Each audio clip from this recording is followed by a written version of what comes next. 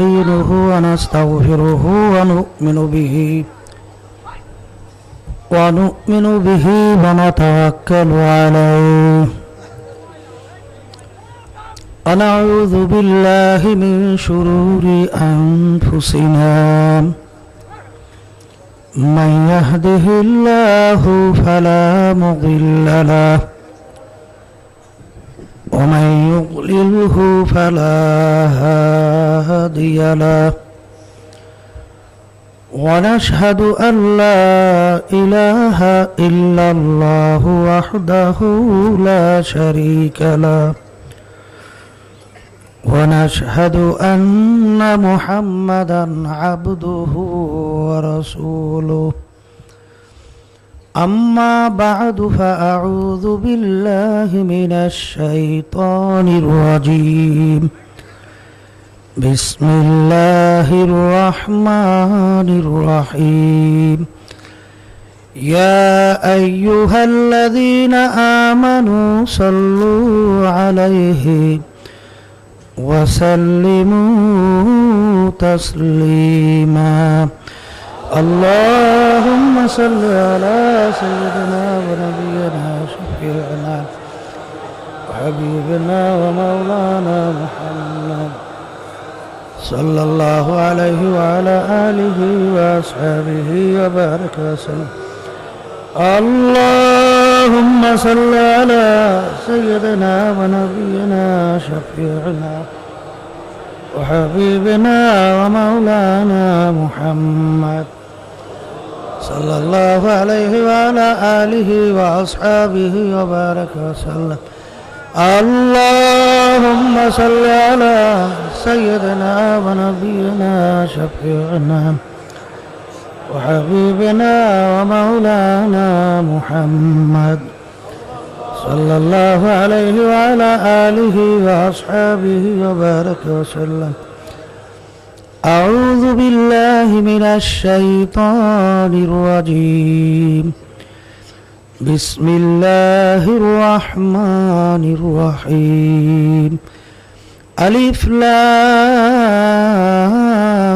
لام ميم ذلك الكتاب لا ريب فيه هدى للمتقين الذين يؤمنون بالغيب صدق الله العلي العظيم শুকরিয়া আদায় করতেছি মহান রব্বুল আলামিনের দরবারে অগ্রহায়ণ মাসের মাহফিলের তৃতীয় দিন মাগরিবের পরের প্রথম বৈঠকে আল্লাহ আমাদের বসার সুযোগ করে দিয়েছেন শুকরিয়া তান বলে আলহামদুলিল্লাহ। আমরা বাড়ি ফেরবো বহু দূরের কথা। গতকাল রাত্রেও আমাদের স্বেচ্ছাসেবক নামাজ পড়ছে আসার, এরপরেই খবর আসলো দুনিয়াতে নাই। ফজরের সময় জানাজা নামাজ পড়াইয়া সে বলছিল যদি আমি চরমনাইতে ইন্তেকাল করি,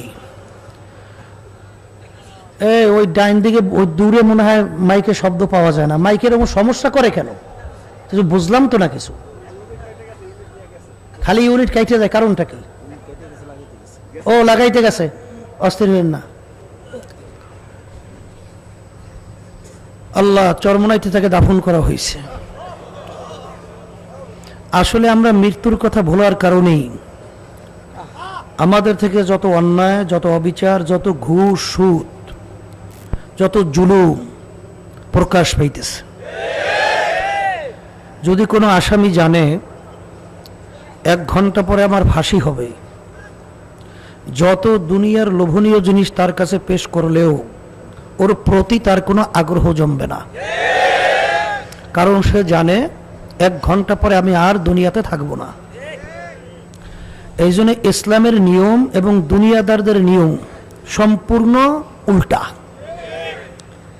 ইসলামের থিওরি হলো দৈনিক যদি কমপক্ষে 20 বার মৃত্যুর কথা স্মরণ করতে পারো, শহীদের দরজা পাইয়া বিনা হিসাবে বেহেশতে যেতে পারবা। আর দুনিয়াদারদের থিওরি হলো মানুষের যেন মৃত্যুর কথা স্মরণ না আসে।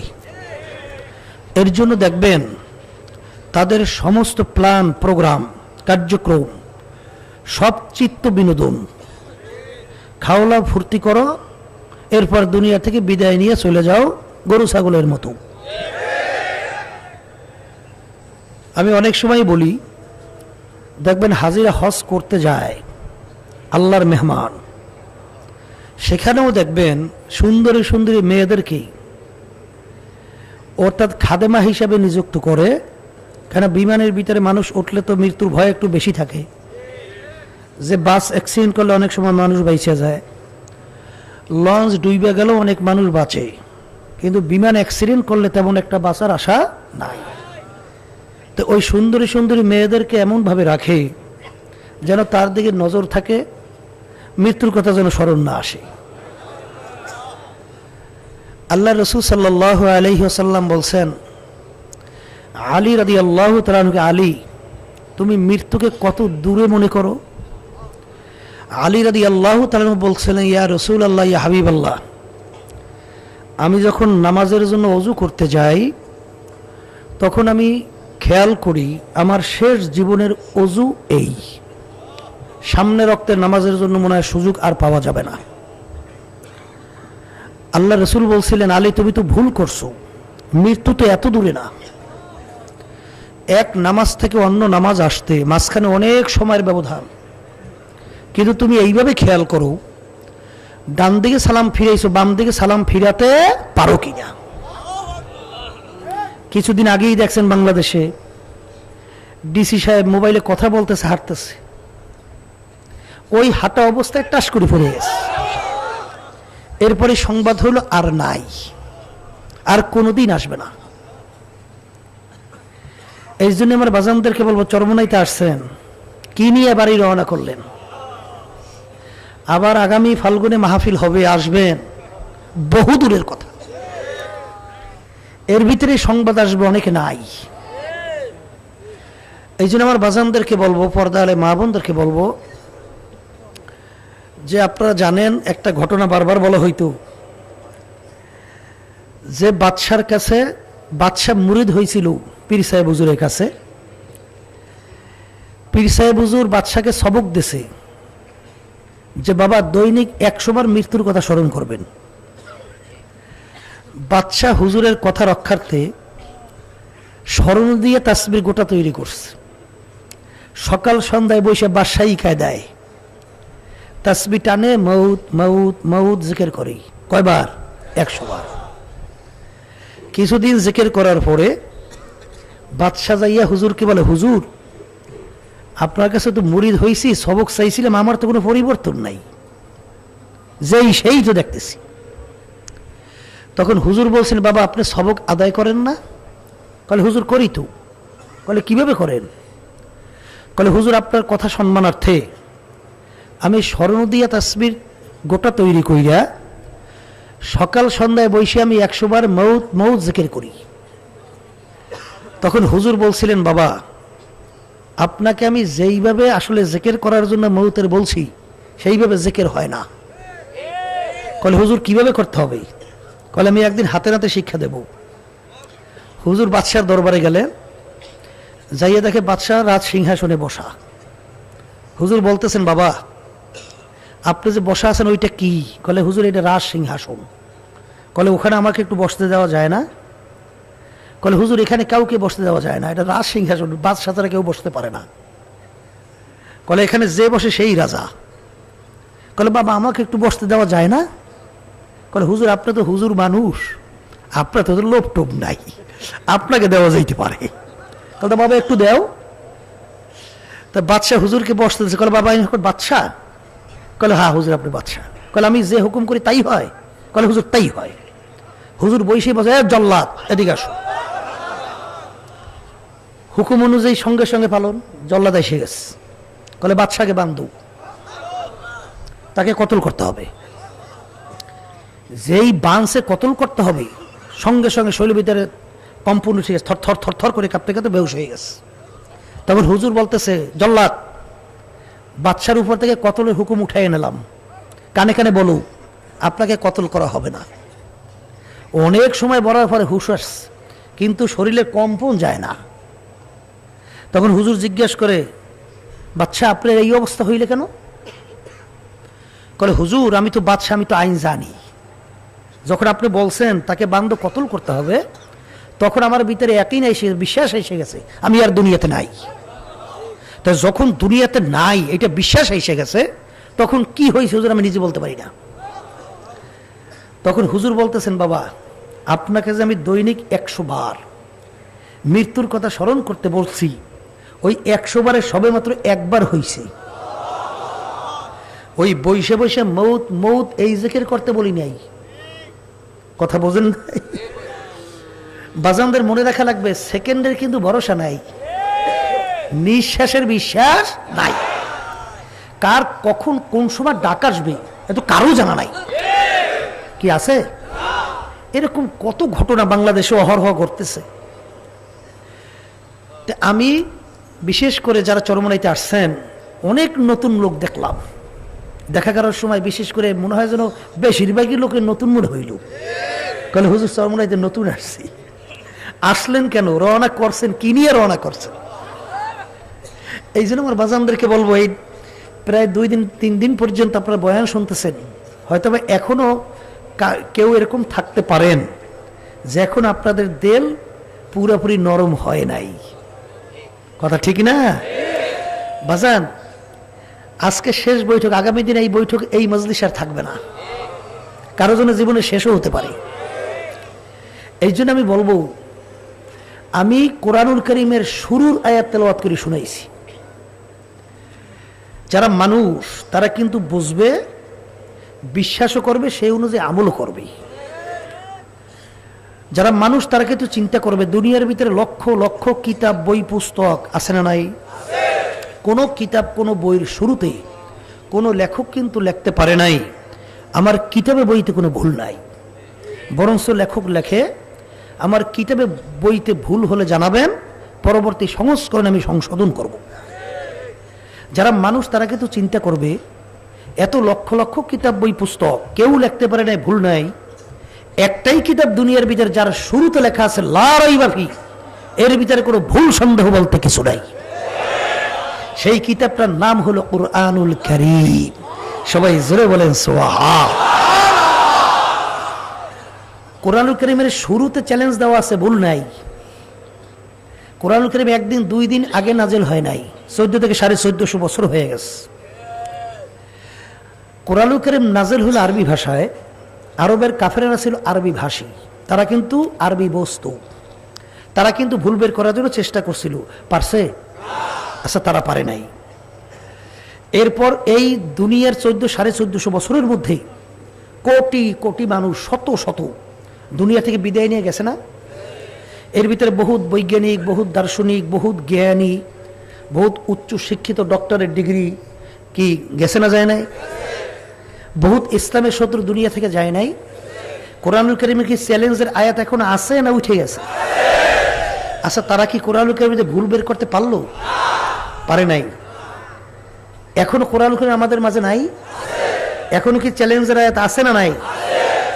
এখন তাম দুনিয়ার ভিতরে যত বৈজ্ঞানিক, দার্শনিক, ডক্টর, তাম দুনিয়ার সমস্ত একত্রিত হইয়া, বাজান পরিষ্কার কথা, যদি কোনো ভুল বের করে দেখাতে পারেন, আমরাও আপনাদের সামনে পরিষ্কার ঘোষণা করলাম, আমরাও নামাজ পড়ব না, আমরাও রোজা রাখবো না, আমরাও পর্দা করব না, আমরাও সুন্নাত তরিকায় চলবো না, আমরাও হারাম হালাল তমিসিরে খাবো না, চলবো না, আমরাও জুলুমের ভিতরে লিপ্ত হব, আমরাও সরকারি মাল লুটপাটের ভিতরে লিপ্ত হব, আমরাও নাউজুবিল্লাহ ঘুষ সুদের ভিতরে লিপ্ত হব।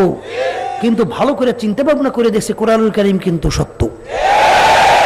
তাই কোরআনুল কারীমে যদি সত্যই হয়, বেনামাজির জন্য জাহান্নাম তাও তো সত্য, বেরোজগারদের জন্য জাহান্নাম তাও তো সত্য, বেপরদাদের জন্য জাহান্নাম তাও তো সত্য, ঘুষখোর সুদখোরের জন্য জাহান্নাম তাও তো সত্য, মিথ্যুকের জন্য জাহান্নাম তাও তো সত্য, জুলুমবাজের জন্য জাহান্নাম তাও তো সত্য, সরকারি মাল লুটপাট করা, জোর জবরদস্তি করে ব্যবসার ভিতরে ধোকাবাজি করিয়া সম্পদ গুছানো, তার জন্য জাহান্নাম তাও তো সত্য। ঠিক না? ঠিক। তাই যদি সত্যই হয়, এখনো এক শ্রেণী আমার বাবারা আছেন, পর্দা আলে মা বোনেরা আছেন, এখনো ঠিক মতো 5 ওয়াক্ত নামাজ পড়েন না। কি আছে? না নাই? বাজানদেরকে জিজ্ঞাসা করব, বাজান বেনমাজি কাকে বলে? বলতে বলেন?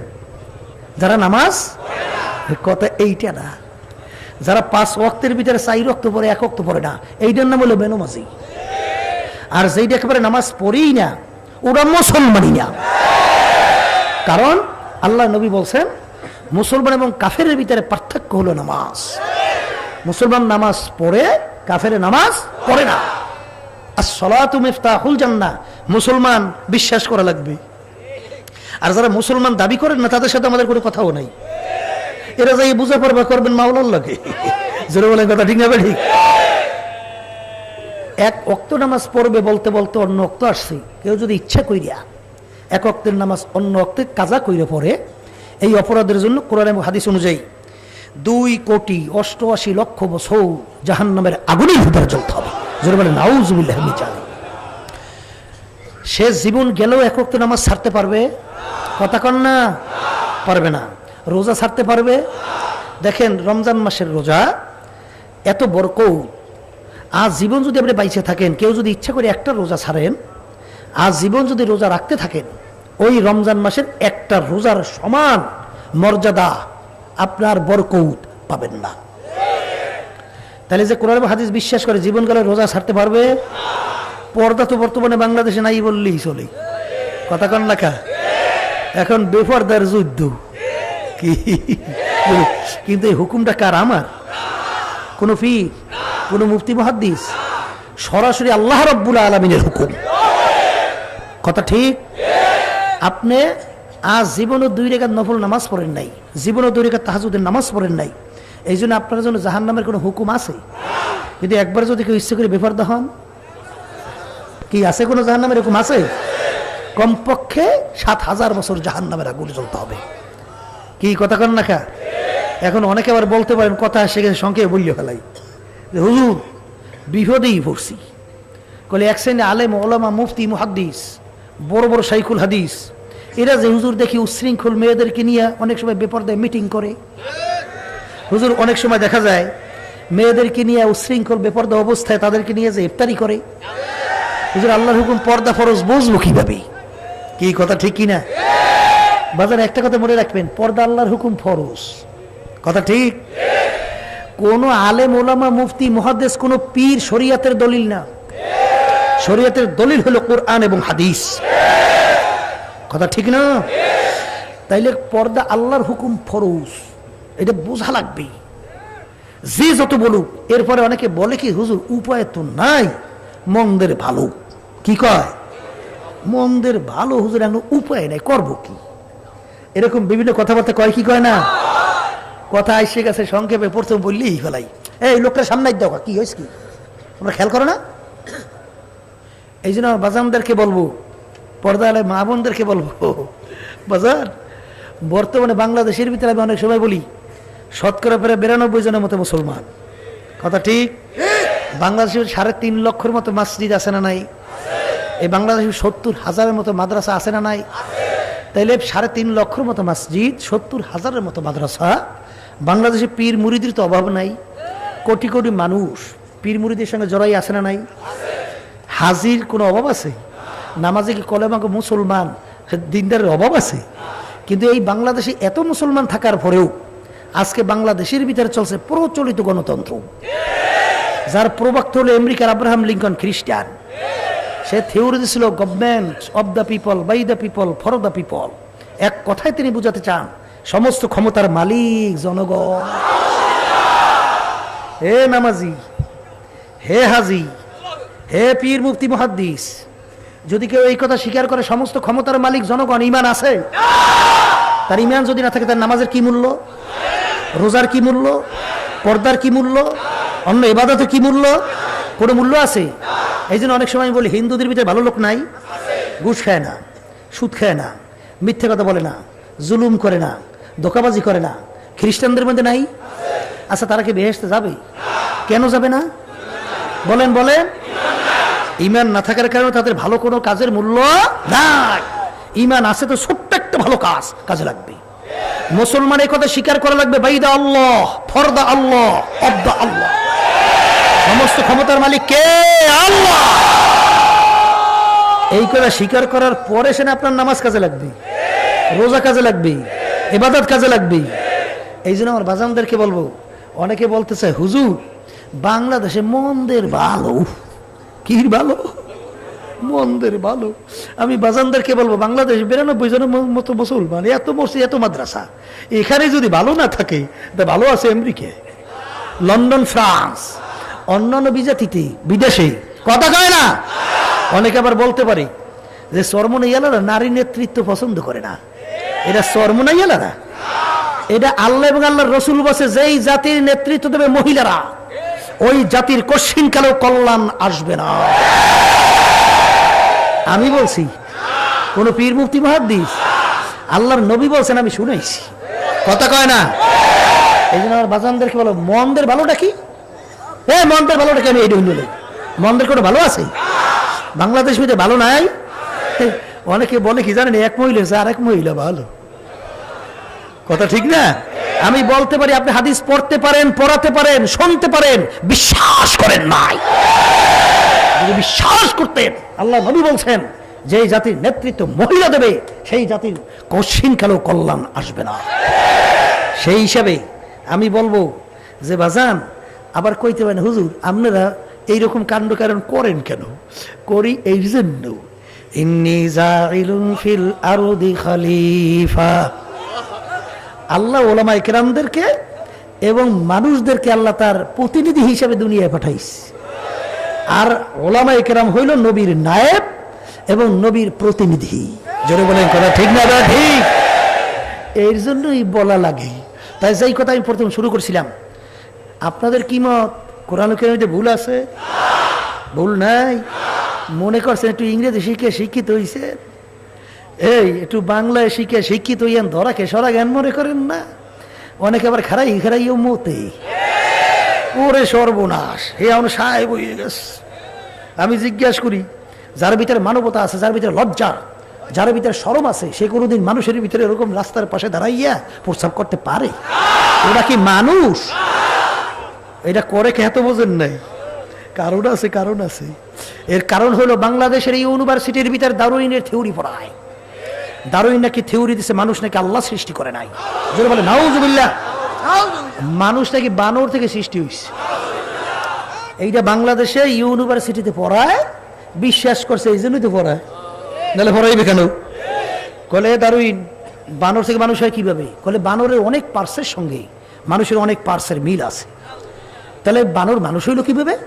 কলে বানর জঙ্গলের ভিতরে লাফাইতে লাফাইতে গাছের ঘষায় ঘষায় লেস পড়ছে, পশম পড়ছে, অটোমেটিক মানুষ হয়েছে। কলে এই বেটা, এটা কোনো থিওরি? কলে হইবে না কেন? উদাহরণ দেয়, বোঝেন না? কলে বড় ব্যাং বাচ্চা হয় না, হয় না? ব্যাঙের বাচ্চা কি কালো না ধলা? লেজ আছে না নাই? দারুইন উত্তর দেয়, কলে ছোট ব্যাঙের বাচ্চা, ওর যদি শরীর কালো হইতে পারে আর লেজওয়ালা যদি হইতে পারে, বড় হইলে লেজ পরিয়া অটোমেটিক শরীর রং পরিবর্তন হইয়া অন্য রং, অন্য রূপ যদি ধারণ করতে পারে, বানর অনেক পার্সের সঙ্গে মানুষের অনেক পার্সের মিল আছে, কেন বানর লাফাই দিলে মানুষ হইবে না? এই থিওরি বিশ্বাস করছে এবং বান্দর মার্কারা পড়ায় পড়ে। বলে কথা ঠিক না? বাজানদেরকে বলবো, এ দারুইন, তুমি যে থিওরি দিছো, বলো তো কোন যুগে, কোন সনে, কোন তারিখ, কোন দেশে, কোন জঙ্গলে, কোন বানরটা লাফাইতে লাফাইতে লেস পরিয়া পশম পরিয়া মানুষ হইছে? এই তারিখটা কও। জোরে বলেন কথা ঠিক না? ভাই, এরপর একটা দুনিয়ার নিয়ম আছে। এই আল্লাহর বান্দারা, বানর কি এখনো দুনিয়ায় আছে না নাই? ওগুলো কি সভ্য হয়ে গেছে না এখন লাফালাফি করে? তাহলে আগে যদি দুই একটা বান্দর লাফাইতে লাফাইতে লেস পশম পরিয়া মানুষ হইতে পারে, এখন দুই একটা হবে না কেন? এই কথা তাহলে বুঝে গেল দানুই তোর থিওরি ঠিক নাই। কলে তা ব্যাঙের বাচ্চা এখন হয়, লেজ হয়, শরীর কালো, তাহলে বুঝে গেল আল্লাহ সৃষ্টির ওর পদ্ধতি তৈরি করছে এইভাবে। বলেন কথা ঠিক কিনা? এই দারুইনের থিওরি ফরিয়া ওগুলো দাঁড়াইয়ে দাঁড়াইয়ে বলতে প্রস্তাব করে। কারণ কি? ওরা চিনতে পারে আমাদের পূর্বপুরুষ হলো বান্দর। পূর্বপুরুষ কি? বান্দরে কি বই প্রস্তাব করে না? খারাই খারাইয়া তাহলে ওরা চিন্তা করছে আমরা বান্দরের জাত, তা আমরা দাঁড়াই দাঁড়াই দিলাম সারিয়া জোরে খান নাউজুবিল্লাহ। নাহলে যার ভিতরে মানবতা আছে ও কি কোনো সময় দাঁড়াই প্রস্রাব করতে পারে? এই জন্য আমার বাজানদেরকে হলো পর্দা আলে মা বোনদেরকে বলবো, বাজান এই থিওরি ফইরিয়া আমার এখনো মনে আছে, ইউনিভার্সিটি একটা ছেলে বলছিল যে আমার দুঃখ হয়, কষ্ট লাগে যে এখনো মানুষকে কেন বুঝাতে পারলাম না যে আল্লাহ বলতে কিছু না। জোরে বলে নাউজুবিল্লাহ।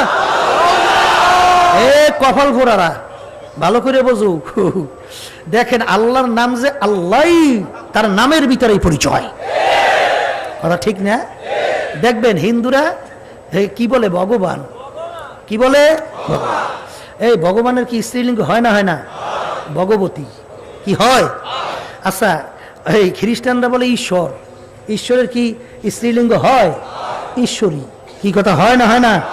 এরকম দেখবেন ওই ইংরেজরা বলে গড, তাই গডের স্ত্রীলিঙ্গ হয় গডেস, কি হয় কি হয় না? তামাম দুনিয়া একটাই শব্দ যার স্ত্রীলিঙ্গ নেই, তার নাম হলো আল্লাহ, তারপরে স্ত্রীলিঙ্গ নাই। যেটা বলে কথা ঠিক কিনা? ভগবানের ভ যদি বাদ দেন থাকে কি বান, কি গবান, গবান, গবান অর্থ কি আল্লাহ বুঝে? কথা কন না কা? ওই বন জঙ্গল বান। এবার যদি গ বাদ দেন থাকে কি বান, বান অর্থ কি বন্যা। এবার যদি ব বাদ দেন ন মানে নাই, কথা ঠিক না? এক অক্ষর ছাড়িয়ে দিলে আর ভগবান বুঝায় না। ঈশ্বরের যদি বাদ দেন দেখবেন শেষ পর্যন্ত ওই আবিজবি অন্য একটা বুঝাইবে, কিন্তু আল্লাহর যে কোনো অক্ষর বাদ দেবেন আল্লাহ কি বুঝায়? আল্লাহর আলিফ বাদ দেন থাকে কি লিল্লাহি মা ফিস সামাওয়াতি ওয়াল আরদ, কে আল্লাহ। এবার থাকে কি লাম বাদ দেন থাকে কি লাহু মা ফিস সামাওয়াতি ওয়াল আরদ, কে আল্লাহ। এইবার লাম বাদ দেন থাকে হু, হুয়াল্লাহুল্লাযী লা ইলাহা ইল্লাহু, কে আল্লাহ। তাহলে আল্লাহ যে আল্লাহর নাম, তার নামের ভিতরেই পরিচয়, কথা ঠিক? বর্তমানে প্রায় 100-র মতো রোগীর ভিতরে আবিষ্কার করছে ডাক্তাররা, রিসার্চ করছে। হার্টের রোগী, হার্টের রোগীর ভিতরে এই আল্লাহ শব্দ দিয়া রিসার্চ করিয়া হার্টের রোগীরে বলাইছে বলো আল্লাহ আল্লাহ আল্লাহ আল্লাহ আল্লাহ আল্লাহ আল্লাহ।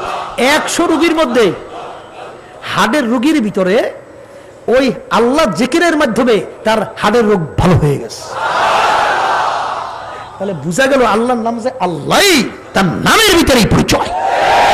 বলেন কথা ঠিক না বে ঠিক? বাজানদারকে বলবো সংক্ষেপ বলতেছি, যারা এখনো দিল নরম হয় নাই বাড়িতে যাইবেন, ঠিক না? হ্যাঁ বাড়ি যাইয়ে তো আবার হেই আগে যেই সেই না, কথা কয় না? আগে নামাজ পড়তেন, এখনো তো পড়বেন না, কথা কয় না? মুখ খুলে একটু কোন আল্লাহ শোনো, কি আগে পড়তেন এখনো পড়বেন না? না পড়বেন? আগে যেরকম নাকি শয়তানি বদমাশি লিপ্ত ছিল এখনো সেইটাই থাকবে না পরিবর্তন হবে? আরে মুখ দিয়ে বলেন, আল্লাহ শোনার সঙ্গে সঙ্গে কবুল করতে পারে, পারেন না? পারে। এই জন্য আমার বাজানদেরকে বলবো, বাজার বর্তমানে এই আমি দুই একটা উদাহরণ দেবো সংক্ষেপ, বেশি লম্বা না। ফ্রান্সের বিশ্ববিখ্যাত একজন বৈজ্ঞানিক ছিল মরিস বুকাইলি, দুনিয়ার ভিতরে উল্লেখযোগ্য একজন বৈজ্ঞানিক। বৈজ্ঞানিক শব্দের অর্থ কি? বিশেষ জ্ঞানী। বৈজ্ঞানিক শব্দের অর্থ, অর্থাৎ তাদের জ্ঞান আপনার আমার মতো সাধারণ জ্ঞান না, তাদের জ্ঞানটা ব্যতিক্রম ধর্মী জ্ঞান, এর নাম হলো বৈজ্ঞানিক। এই ফ্রান্সের বিশ্ববিখ্যাত বৈজ্ঞানিক, তিনি রিসার্চ করতেছিলেন, চিন্তা করতেছিলেন সৃষ্টিকর্তা একজন, মানুষের জন্য নিয়ম হবেও এক, সৃষ্টিকর্তার নিয়ম মানুষের জন্য কয়টা হবে? মুখ খুলে বলেন না। একজনকে বলে পূর্ব দিকে ফিরে নামাজ পড়ো, আরেকজন পশ্চিম দিকে ফিরে নামাজ পড়ো। এই এক সৃষ্টিকর্তার এরকম সিদ্ধান্ত মানুষের জন্য দুইটা হইতে পারে? তাহলে হবে কয়টা? একটা। দুনিয়াটা কি স্থায়ী না ক্ষণস্থায়ী? আর আখিরাতের জিন্দেগি স্থায়ী না ক্ষণস্থায়ী? সে চিন্তা করলো সৃষ্টিকর্তা একজন, দুনিয়া ক্ষণস্থায়ী, আখিরাত স্থায়ী। আসলে সৃষ্টিকর্তা কে আমার বের করতে হবে। এই রিসার্চ করা শুরু করছে, বিশেষ করে আসমানি 4 কিতাব, তাওরাত, ইনজিল, জবুর, কোরআনুল কারীম। তিনি তাওরাতের ব্যাপারে রিসার্চ করে দেখে লন্ডনের তাওরাত এক ধরনের, এই আমেরিকায় যাইয়ে দেখে আরেক ধরনের, ফ্রান্সে দেখে এক ধরনের, জবুরেরও মিল নাই, ইনজিলেরও মিল নাই, কিন্তু কোরআনুল কারীম যেখানে রিসার্চ করে নোক্তারও পরিবর্তন নাই। শুধু তাই না, ওসমান গনি রাদিয়াল্লাহু তাআলা আনহু তিনি যে হাতে কোরআনুল কারীম লিখছিলেন, সেই কোরআনুল কারীম এখনো মদিনা শরীফ এখনো এই মসজিদে নববীর পাশেই মিউজিয়াম জাদুঘরের ভিতরে এখনো সংরক্ষিত আছে। তিনি সেই কোরআনুল কারীম রিসার্চ করে দেখছেন, হাতের লেখা, সেখানেও তিনি তাকাইয়া দেখছেন একটা নোক্তার পরিবর্তন নাই। কথা বোঝেন নাই? এরপরে তিনি এক পর্যায়ে কলেমা পড়িয়ে মুসলমান হয়ে গেছে। মুসলমান হয়ে তিনি একটা বইও লেখছেন, বাইবেল, কোরআন ও বিজ্ঞান, প্রায় 400-450 পৃষ্ঠাব্যাপী। তার ভিতরে তিনি প্রমাণ করছেন সৃষ্টিকর্তার একমাত্র কিতাব দুনিয়া, তার নাম হলো আল কোরআন, আর ধর্মের নাম হলো ইসলাম। তিনি মুসলমান হয়ে গেছে। বাজান, এই যে আমাদের পাশের রাষ্ট্র ভারত, মানুষ দুনিয়াতে মূলত 3টা জিনিস বেশি চায়। একটা কি চায়? খুব সম্মানিত হইতে চায়। প্রত্যেকটা মানুষের কিন্তু একটা চাহিদা আছে, আমাকে মানুষ সম্মান করুক। কি চাহিদা আছে না? নাই। আর একটা কি চায়? খুব অর্থ সম্পদের মালিক হতে চায়। কি কথা ঠিক না বে ঠিক? আর একটা কি চায়? বড় শিক্ষিত হইতে চায়। ঠিক না? আমাদের পাশের রাষ্ট্র ভারত, শিব শক্তি মহারাজ, দুনিয়ার দিক থেকে যদি আপনি আলোচনা পর্যালোচনা করেন, দেখবেন তিনি 8 থেকে 9টা ভাষায় ছিল ডক্টরের ডিগ্রি, 9 ভাষায় ডক্টর। আর বর্তমানে বাংলাদেশে 1 ভাষায় ডক্টরের নিতেই তো চুল ফুরিয়ে যায়। জোরে বলেন কথা ঠিক না ঠিক? এই ছিল তার শিক্ষা যোগ্যতা। সম্মানের দিক থেকে প্রায় 50 কোটি কম বেশি হিন্দু তাকে ধর্মীয় ভগবান মানত এবং তার সামনে নমস্কার দিত। এই ছিল তার সম্মান। অর্থের দিক থেকে শত শত কোটি টাকার ছিল তিনি মালিক। কিন্তু তিনি চিন্তা করলেন, সৃষ্টিকর্তা কয়জন, মানুষের নিয়ম কয়টা, রিসার্চ করা লাগবে। তিনি তো সব বোঝে।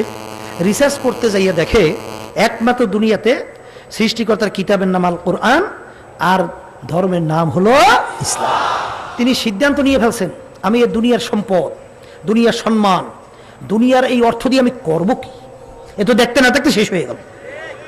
আমার ওই আখিরাতের জিন্দেগি শুরু আছে, শেষ নাই। ওই আখিরাতের জিন্দেগির পুঁজি সম্পদ এখান থেকে আমার কামাই করার পরে রওনা করতে হবে। তিনি সিদ্ধান্ত নিয়েছে মুসলমান হবে। কিন্তু তার মুসলমান হওয়া এত সহজ? যে কোনো মুহূর্তে বুলেট তার বুকে ঢুকবে, এইটাই তো স্বাভাবিক। কথা বলেন? তাকে সরকার রাখবে? তার সম্পদ থাকবে? সব বাজেয়াপ্ত হয়ে যাবে না? তার সম্পদ যায়, জানের ভয়। আচ্ছা বলেন তো, সম্মান থাকবে? সম্মানও যায়। এরপর স্ত্রী থাকবে? তাও তো যায়। আত্মীয় স্বজন? তাও তো যায়। তারপরেও তিনি সিদ্ধান্ত নিয়েছেন মুসলমান হবি। রাত্রে ঘুমাইয়ে রইস, ঘুমের ঘরে দেখে মুহাম্মদুর রাসূলুল্লাহ সাল্লাল্লাহু আলাইহি ওয়াসাল্লাম ঘুমের ঘরে তার পাশে এসে দাঁড়িয়ে গেছে।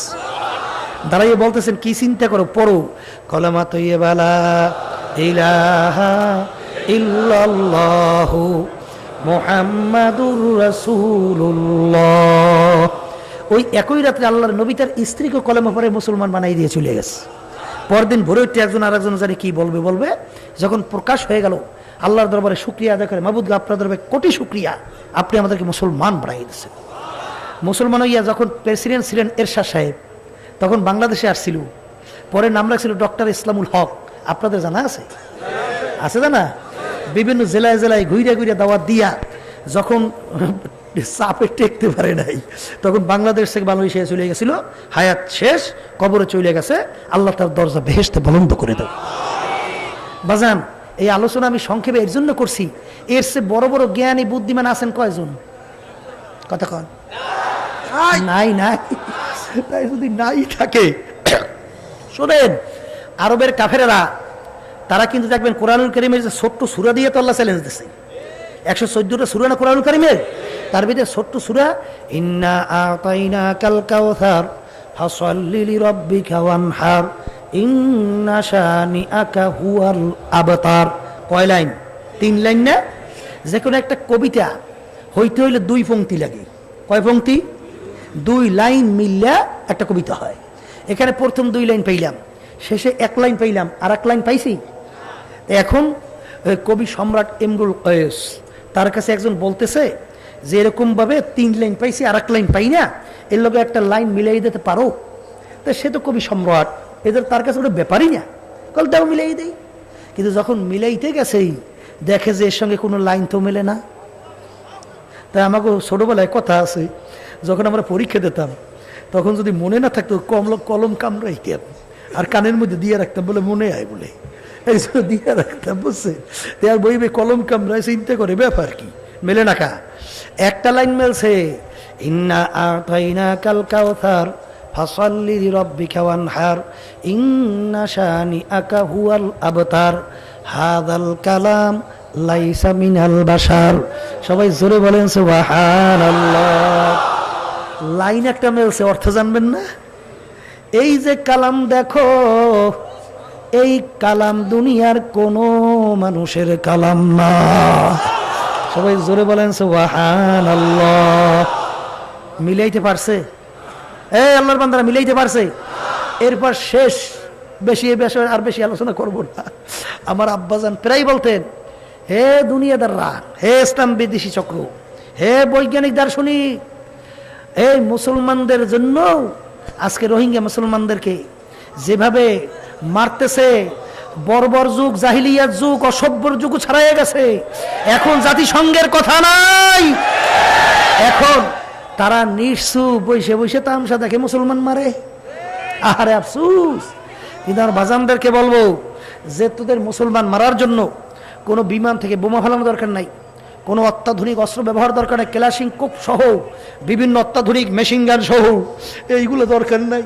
পারলে তোমরা সবাই একত্রিত হইয়া কোরআনুল কারীম দিয়ে একটা ভুল বের করে দেখাও, মুসলমানিত তামাম দুনিয়াব্যাপী আর থাকবে না।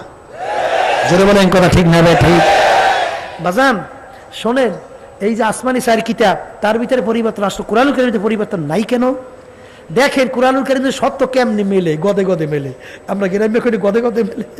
আল্লাহ রাব্বুল আলামিন কোরআনুল কারীম নাযিল করার পরে বলছেন, ইন্না নাহনু নাযালনা যিকরা ওয়া ইন্না লাহু লাহাফিজুন। কোরআনুল কারীম নাযিল করলাম আমি, ওর হেফাজত সংরক্ষণের দায়িত্ব নিলাম আমি। কে বলছেন? জোরে কর, জোরে কর। তাহলে তোমরা যত শক্তি চেষ্টা করো, কোরআনুল কারীমে কিন্তু ভুল বের করতে পারবা না। এই জোরে বলেন কথা ঠিক না? তাই কোরআনুল কারীম কি এই আলোচনার মাধ্যমে কি বুঝলেন? সত্য। আমি আসতে বলছি, আপনারাও আসতে বলছেন। সত্য, সত্য প্রমাণিত। তাই সত্য যদি হয়, তাই এখন শেষ তো আজকেই বয়ান শোনা লাগবে। তো কবুল করার মালিক আল্লাহ। কি জোরে বলেন কথা ঠিক না? তাই কোরআনুল কারীম যদি সত্যই হয়, তাই এখন শোনেন, সংক্ষেপে বলতেছি, আল-ইয়াওমা আকমালতু লাকুম দীনাকুম ওয়া আতমামতু আলাইকুম নি'মাতি ওয়া রাদিতু লাকুমুল ইসলামা দীনা। আল্লাহ রাসূল সাল্লাল্লাহু আলাইহি ওয়াসাল্লাম জাবালে রহমাতের গোড়ায় বৈশা প্রায় 100 লক্ষ সাহাবায়ে কেরামদের উপস্থিতিতে এই আয়াত শরীফ তেলাওয়াত করে শুনাইছিলেন তার বাহনের উপরে দাঁড়াইয়া, বিদায় হজের ভাষণ। কথা বোঝেন নাই? কি বলছেন? হে আমার উপস্থিত সাহাবারা, কিয়ামত পর্যন্ত উম্মতরা, আজকের এই দিন ইসলাম বা দিন পরিপূর্ণ হয়ে গেল। সবাই জোরে বলেন সুবহান। এর অর্থ কি? দিনের কমতি বাড়তি আর কোনো দিক নাই। বলেন দিন পরিপূর্ণ, ইসলাম পরিপূর্ণ, বাড়তি কমতি আর কোনো দিক নাই। পাইলেন এই আয়াত? ঠিক আছে না? এখন অন্য আয়াতে আল্লাহ কি বলছেন শোনেন, ইয়া আইয়ুহাল্লাযীনা আমানু দুখুলু ফিস সিলমি কাফা। হে ঈমানদাররা, কাদেরকে বলছেন? জোরে বলেন। এখন ঈমানদার কাকে বলে একটু সংক্ষেপে বলা লাগে না? ঈমান একটা আরবি শব্দ, বাংলা অর্থ বিশ্বাস। এই ঈমান 3 জিনিসের নাম। কয় জিনিস? বলেন, মুখ খুলে বলেন। মুখে স্বীকার করা লাগবে আল্লাহ কয়জন, অন্তরে বিশ্বাস করা লাগবে আল্লাহ কয়জন, কাজের দ্বারা প্রমাণ করে দেখানো লাগবে আল্লাহ কয়জন। মুখ, অন্তর, কাজ যখন এক হবে তাকে বলা হবে ঈমানদার। ঈমানদারের ব্যাখ্যা বুঝছেন? মুখে স্বীকার করা লাগবে ক্ষমতার মালিককে, অন্তরে আস্তে কনকা কাজের দ্বারা প্রমাণ করে দেখানো লাগবে ক্ষমতার মালিককে। তাহলে মুখ, অন্তর, কাজ যখন এক হবে তাকে বলা হবে কি? ঈমানদার। ও বাংলাদেশের 92 জনের মতো মুসলমান, আজকে বাংলাদেশের ভিতরে এত মসজিদ, এত মাদ্রাসা, এত হাজি, এত নামাজি কলেমাগো মুসলমান, এই বাংলাদেশের মধ্যে এক শ্রেণী আমার বাবারা আছে, পর্দার আড়ালের মা বোনেরা আছে, তারা মনে করে বিএনপি যদি ক্ষমতায় না আসে বাঁচব না। জোরে চিৎকার মেরে নাউজুবিল্লাহ। কেউ মনে করে আওয়ামী লীগ যদি ক্ষমতায় না আসে বাঁচব না। আছে না নাই? কেউ মনে করে জাতীয় পার্টি যদি ক্ষমতায় না আসে বাঁচব না। কেউ মনে করে চাকরি যদি না থাকে বাঁচব না। কেউ মনে করে ব্যবসা যদি না থাকে বাঁচব না।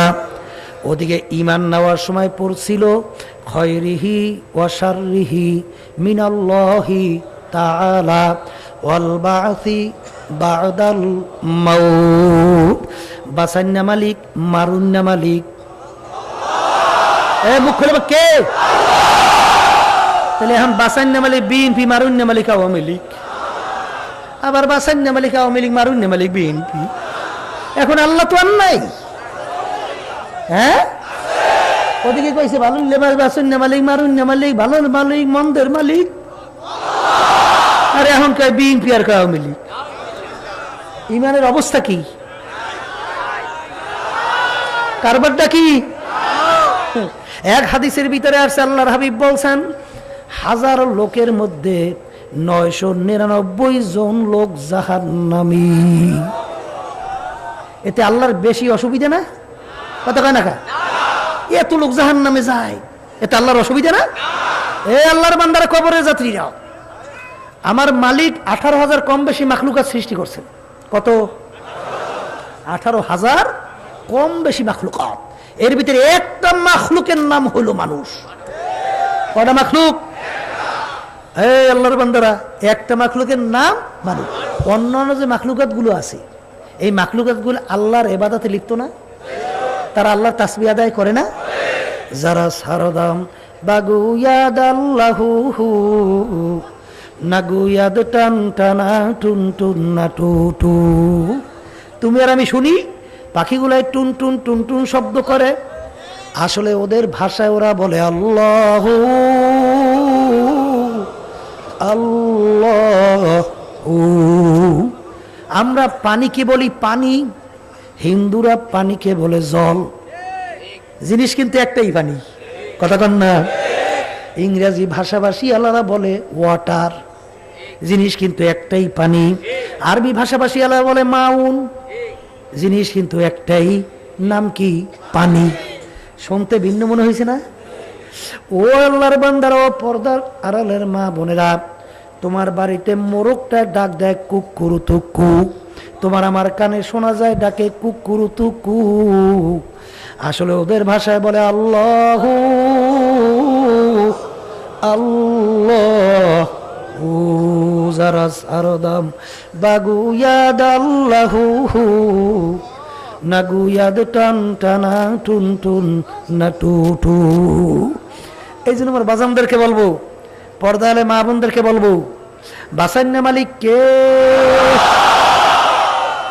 মারুন্না মালিক কে? ভালো মন্দের মালিক কে? এখন দুনিয়ার ভিতরে আনন্দ ফুর্তি ক্ষমতা পাইয়া এখন আর ধরাকে সরা জ্ঞান মনে করে না। এখন হে আর হে আছে, এমন ভাবে জমিনে দপ দপ দপ দপ করে হাঁটে, মনে হয় যেন জমিন ফারিয়ে ফেলবে। কিন্তু ও না ফারমান, কার জমিন ফারু? কার জমিন ফারু? হ্যাঁ, এই জন্য আমার বাজানদেরকে বলবো, ধরাকে সরা জ্ঞান মনে করেন না। যখন বিরাট বিপদে পড়িয়ে যায়, এই যে আল্লাহর নাম শুরু ওনার মুখে মুড়ে এক বিশ্রাম দেয় না, খালি খালি আল্লাহ আল্লাহ আল্লাহ আল্লাহ। যাইতে কইছে আল্লাহ আল্লাহ করতে, যখন মৌতের গড়গড়ানি শুরু হইবে তখন আল্লাহরে ডাকলে তখন কইবে ভাগ হাঙ্গে ভাগ। যখন ক্ষমতা আসলে শক্তি আসলে তখন আমাকে আর সেরো নাই, এখন সেন্সো, এখন ভুলিয়ে গেছি, যা আর কোনো খবর নাই। বলে কথা ঠিক না? তা আমি কি কইছিলাম? ইয়া আইয়ুহাল্লাযীনা আমানু, ঈমানদার, আগে ঈমানদার হওয়া লাগবে। এখন তাদেরকে বলে উদখুলু ফিস সিলমি কাফা, পুরাপুরি ভাবে দিনের মধ্যে ঢুইকা যাও।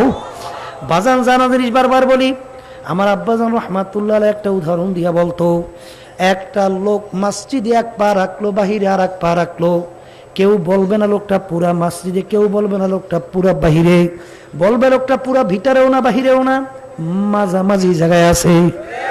দুই পা দিয়ে যখন মসজিদের ভিতরে ঢুকবে তখন বলবে লোকটা পুরি ভাবে মসজিদে ঢুকছে। দুই পা দিয়ে যখন বের হবে বলবে লোকটা পুরি ভাবে মসজিদ থেকে বের হইছে। এখানে আল্লাহ কি বলছেন? পুরাপুরি দিনের ভিতরে ঢোকো।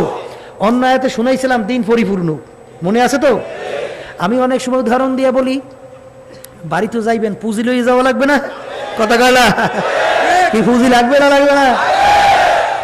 ছাত্র 10 সাবজেক্টে পরীক্ষা দেয়, কয় সাবজেক্ট? 9 সাবজেক্ট 99.99 নম্বর পাইছে, লেটারও ছাড়াইছে। কি ছাড়াইছে? এ প্লাস ছাড়াইয়া গোল্ডেন, হ্যাঁ ছাড়াইছে। এইবারে স্টার, তাও ছাড়াইছে। 99.99 নম্বর। এক সাবজেক্টে ফেল, এক সাবজেক্টে ছাত্র পাস না ফেল? দেখেন আপনারাই বলতে আছে, দেখেন ব্যাপারটা দেখেন। 10 সাবজেক্ট পরীক্ষা, 9 সাবজেক্ট 99.99, এক সাবজেক্টে ফেলের কারণে ছাত্র কিন্তু ফেল। আর যদি গড়ে 10 সাবজেক্টে 33 নম্বর পায় ছাত্র কিন্তু পাস। ব্যাপারটা হুবাহু কিন্তু তাই। দিন পরিপূর্ণ, দিনের ভিতরে আমার মালিক পুরা ঢোকার জন্য বলছেন। জোরে বলেন কথা ঠিক না বেঠিক? মা আতাকুমুর রাসূলু ফাখুযুহু ওয়া মা নাহাকুম আনহু ফান্তাহু। আল্লাহর নবী যা কিছু নিয়ে আসছেন আঁকড়াইয়া ধরো, যার থেকে নিষেধ করছেন পুরি ভাবে ফিরে থাকো। জোরে বলেন কথা ঠিক? আল্লাহর বান্দা, আল্লাহর নবীর 4টা মৌলিক কাজ ছিল। কয়টা?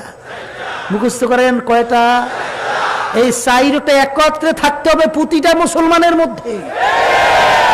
1 নম্বর মুখস্থ করেন দাওয়াত, 2 নম্বর তালিম, 3 নম্বর তাজকিয়ান নফস, 4 নম্বর জিহাদ। 4 নম্বর জিহাদ। 4টা একত্রে থাকা লাগবে।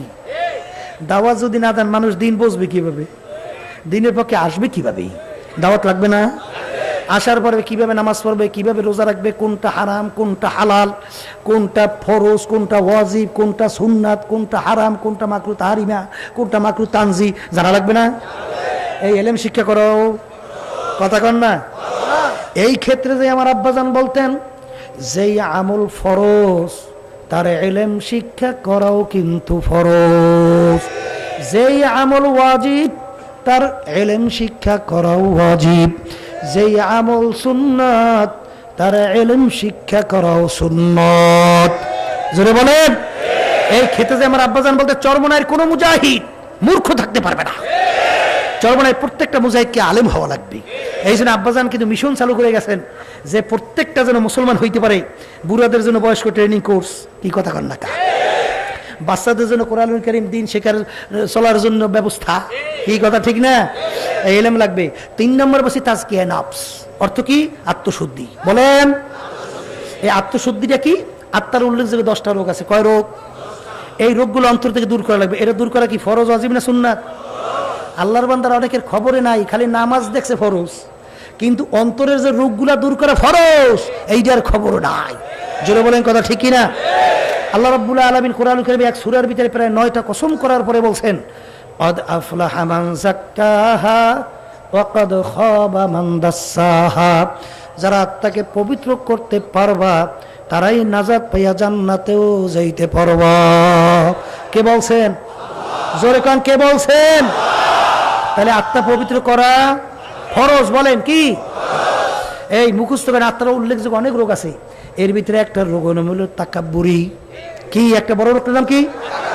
তাকাব্বুরি। মুখস্থ করেন। একের বাংলায় কন, আমি বড়, আমি পীরের দিক থেকে বড়, আমি মুফতির দিক থেকে বড়, আমি ক্ষমতার দিক থেকে বড়, আমি সম্মানের দিক থেকে বড়, আমি টাকা পয়সার দিক থেকে বড়, আমি জ্ঞানের দিক থেকে বড়, বংশের দিক থেকে বড়। এ কবরের যাত্রীরা ভালো করে যাই না সই না রাখো। আল্লাহর নবী বলছেন, যার ভিতরে 1 জাররা পরিমাণ তাকাব্বুরি থাকবে সে বেহেশতের ঘেরানো পাবে না। কিসের ঘেরান? এ জোরে বলেন, কিসের ঘেরান?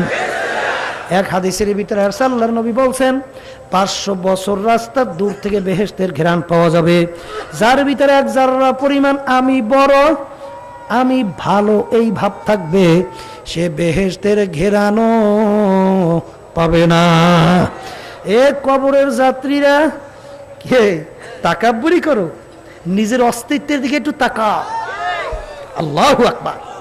সমাজের ভিতরে কোনো লোক যদি বড় বড় গলায় কথা বলি, কথা কইয়েন, তখন ওর ইতিহাস যদি খারাপ হয়, অর্থাৎ তার বাপ যদি চোর হয়, তার যদি এই অন্য অন্য বংশ চোর হয়, তখন বলবে এই বেটা তুই সমাজে বড় বড় কথা বলো, তুই অমুক চোরার ফোলা না, বলার সঙ্গে সঙ্গে বর্মিয়াকে ঠাপ করে পড়িয়ে দেয়। যদি বলে কথা ঠিক না বেঠিক? যখন নাকি তাকাব্বুরি আমি ভালো আমি বড়, আল্লাহ রাব্বুল আলামিন তখনই বলেন হাল আতা আলাল ইনসানি হিনুম মিনাদ দাহরি লাম ইয়াকুন শাইআম মাযকুরা। এ আল্লাহর বান্দারা, আমার মালিক কি বলতেছেন, তোর নিজের অস্তিত্বের দিকে তাকা। তুই এক কাতার নাপাক পানির মানুষ। কিসের মানুষ? তাও আবার আমশ্বাস, তাও আবার ভেজালিয়া। এই ভেজালিয়া নাপাক কাতরা এর থেকে তৈরি হইছো, এই এত বড় গলায় কথা বলো, নিজের অস্তিত্বের দিকে তাকা। জোরে বলেন কথা ঠিক না বে ঠিক? এই জন্য আর বাজানদেরকে বলবো, বড় বড় ভিতরে থাকতে পারবে না। এই বড় বলার কোনো ক্ষমতা মানুষের আছে? হ্যাঁ আছে। একটা মানুষ দুনিয়া বের করতে পারবেন যে জীবনে একটা গুনাহ করে নাই? পারবেন? তাহলে একটা গুনাহ যে আপনার মাফ হয়েছে, গ্যারান্টিটা পাইছেন কই? সার্টিফিকেট পাইছেন কোথা থেকে যে আমার গুনাহটা মাফ হয়ে গেছে? তাহলে সার্টিফিকেট পান নাই। তাহলে একটা গুনার বিনিময়ে আপনার জাহান্নামের শিকল হাতে পা লাগতে পারে না? আল্লাহ রাব্বুল আলামিন কি বলছেন? অমাইয়া আমাল মিসকালা যাররাতিন খায়রান ইয়ারা অমাইয়া আমাল মিসকালা যাররাতিন শাররান ইয়ারা। যাররা পরিমাণ নেকি থাকলে ফলাফল পাবা, যাররা পরিমাণ যদি গুনাহ থাকে তার ফলও ভোগ করা লাগবে। ওই একটা গুনার বিনিময়ে যদি হাতে পা জাহান্নামের শিকল লাগিয়ে যায়, কি লাগতে পারে না? জোরে কোন পারে না? পারে না। তাইলে আপনি ভালো বলেন কিভাবে? বলা যায়?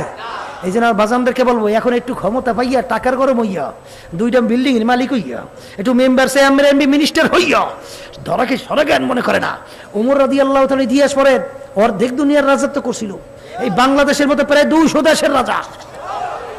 তামাম দুনিয়ার ভিতরে যত শাসক ছিল, এক নম্বর সিরিয়ালের শাসকদের ভিতরে, এক নম্বরের কাতারের ভিতরে আমি ওমর ফারুক রাদিয়াল্লাহু তাআলা নাম।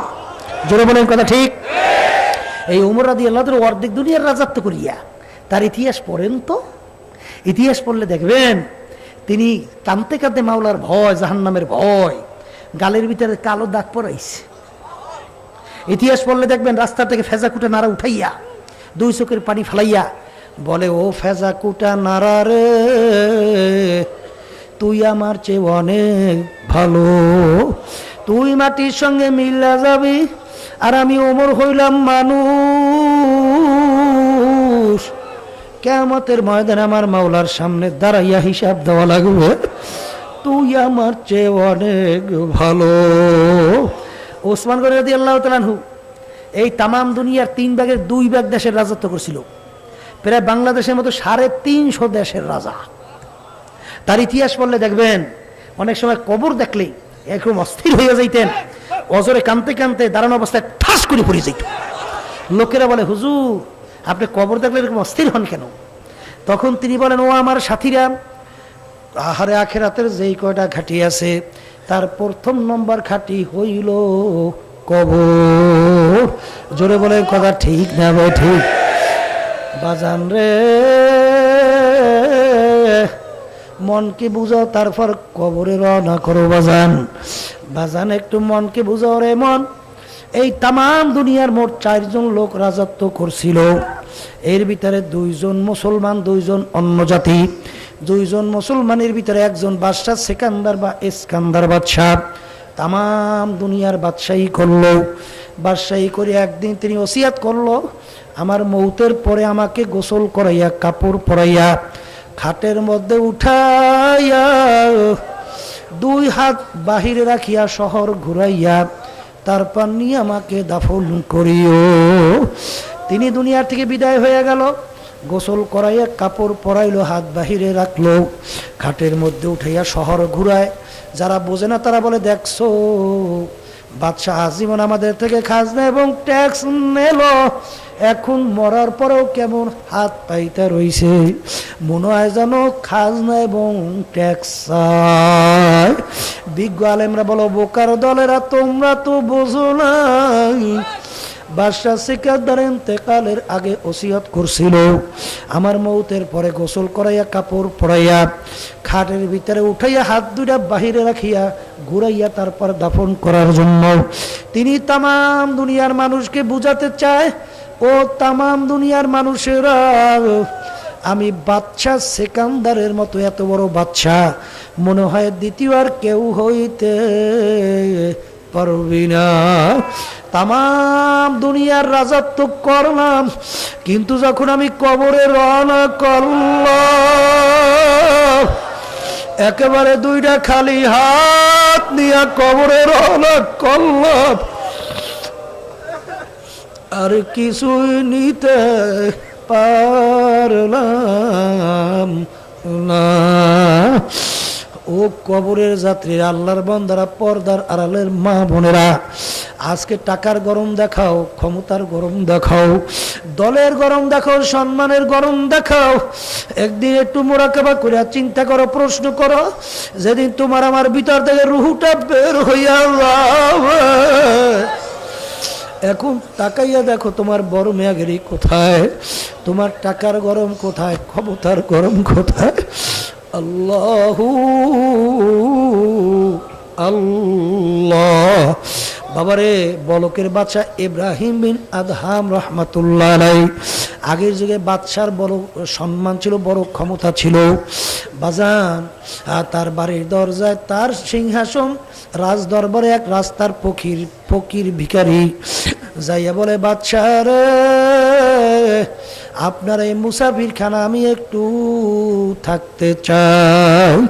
বাদশা বলল, বোকা, তুমি তো আমার ইজ্জত নষ্ট করছো, এইটা হলো আমার স্থায়ী বাড়ি, আমার রাজ সিংহাসন, বলে এইটা আমার সবসময় রইল স্থায়ী বাড়ি, এটাকে বানাইছো তুমি মুসাফির খানা।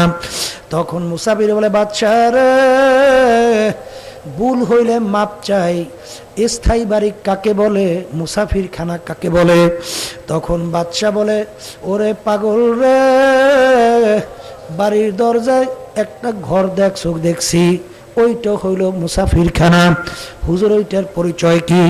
কলে, পথিক যখন রাস্তায় চলে, সন্ধ্যা হয়ে গেল, অস্থায়ীভাবে রাত্রি যাপন করলো, এরকমভাবে অস্থায়ীভাবে যাপন করে আয় যায়, এরকম অস্থায়ীভাবে আসা যাওয়া করে, একে বলে মুসাফির খানা। তখন মুসাফির বলে, বাদশা রে, তাহলে এই বাড়িতে মনে হয় আপনি দুনিয়া সৃষ্টির পর থেকেই আছেন। তখন বাদশা বলে, ওরে বোকা মুসাফির রে, না না না, আমার আগে ছিল আমার আব্বা। কলে, হুজুর আপনার আব্বা কোথায় গেল? কলে, আমার আব্বা তো কবরে চলে গেছে। কলে, হুজুর আপনার আব্বা কি আসবে না? তখন বাদশা বলে, পাগল রে, একবার যদি মানুষ দুনিয়ার থেকে বিদায় নিয়ে কবরে যায়, আর কোনো দিন আসে না। তখন মুসাফির বলে, বাদশা আপনার আব্বার আগে কে ছিল? কলে, আমার আব্বার আগে ছিল আমার দাদা। কলে, আপনার দাদা কোথায়? সেও তো কবরে। কলে, সেও কি আসবে না? না, সেও আসবে না। কলে, বাদশা তাহলে আপনি কি চিরজীবন দুনিয়ায় থাকবেন? বাদশা বলে, ওরে পাগল মুসাফির রে, মানুষ মরণশীল, আমি একদিন দুনিয়ার থেকে বিদায় নিয়ে কবরে যাব। কলে, বাদশা আপনি কি আর আসবেন না? কলে, রে পাগল রে, একবার যদি কেউ দুনিয়ার থেকে বিদায় নিয়ে কবরে যায়, আর কোনো দিন আসে না। তখন মুসাফির বলতেছে, ও বাদশা,